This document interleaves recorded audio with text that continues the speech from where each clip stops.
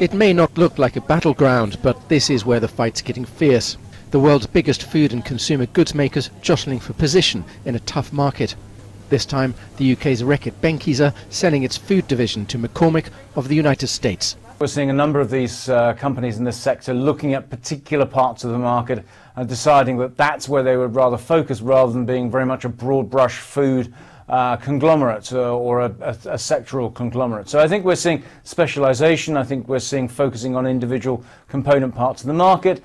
McCormick is paying $4.2 billion for assets which include Reckitt's French mustard and Frank's red hot sauce brands. At over 7 times earnings, analysts say that price too may be rather spicy, if necessary for Reckitt to help pay off a debt pile from its $16 billion takeover this year of Mead Johnson, and to compete in a sector where, after Kraft Heinz's failed bid for Unilever, deals are the flavour of the month.